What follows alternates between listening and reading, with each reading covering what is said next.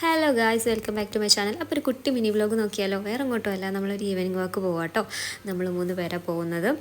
അങ്ങനെ നമ്മൾ തോടരികെ കൂടെ ഇങ്ങനെ പോയിക്കൊണ്ടിരുന്നപ്പോൾ ഒരു അത്ഭുതകരമായിട്ടുള്ള കാഴ്ച കണ്ടു.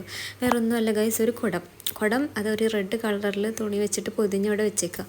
അപ്പോൾ എൻ്റെ കൂടെയുള്ള കൊച്ചു പറഞ്ഞു, താത്ത അത് കൂടോത്രം ചെയ്ത് വെച്ചതാണെന്ന് പറഞ്ഞു. മേ ബി മൂവീസിലൊക്കെ നമ്മൾ കണ്ടിട്ടുണ്ടല്ലോ, നമുക്കറിയില്ല. അപ്പോൾ അറിയുന്നവരുണ്ടെങ്കിൽ കമൻറ്റ് ചെയ്യാം കേട്ടോ. എന്തിനാ അങ്ങനെ ചെയ്തതെന്ന് അറിയില്ല, നമ്മൾ ആദ്യമായിട്ട് കാണുക കേട്ടോ. നമുക്കൊരു അത്ഭുതം അതുപോലെ തോന്നി. അപ്പോൾ ഞങ്ങൾ വീഡിയോ കൊടുത്തതാട്ടോ.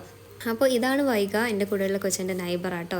അപ്പോൾ നമ്മൾ വെറുതെ ഈവനിങ് ആയപ്പോൾ ഇങ്ങനെ നടക്കാൻ ഇറങ്ങിയപ്പോൾ ഇങ്ങനെ പോയതാട്ടോ. അപ്പം നമ്മുടെ അടുത്ത് കൂടെ ഉള്ള തോടാട്ടോ. തോടൊക്കെ നല്ല നീറ്റ് ആൻഡ് ക്ലീൻ ആട്ടോ. ഇതിങ്ങനെ തൊഴിലുറപ്പുകാർ ചെയ്ത് വെച്ചതാ തോന്നുന്നു. ഇങ്ങനെയൊന്നും അല്ലായിരുന്നു. ഇപ്പോൾ ഇതിങ്ങനെ ഭയങ്കര ക്ലീൻ ആക്കി വെച്ചിട്ടുണ്ട്. പിന്നെ നമ്മൾ കുറേ നേരം ഈ ചേമ്പിൻ്റെ ഇലയിൽ ഇങ്ങനെ വെള്ളമൊക്കെ വെച്ചിട്ട് കളിച്ചു. പക്ഷെ കിട്ടണുണ്ടായിരുന്നില്ല കേട്ടോ.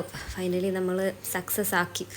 അവളെനിക്ക് അത് തരുമ്പോഴത്തേന് പോവുമായിരുന്നു വെള്ളം. പക്ഷെ ഇപ്പോൾ ഇത് കറക്റ്റായിട്ടോ. അപ്പോൾ നമ്മൾ നമ്മൾ പറയുക, കുട്ടിക്കാലത്ത് ചെയ്ത ഓർമ്മകൾ.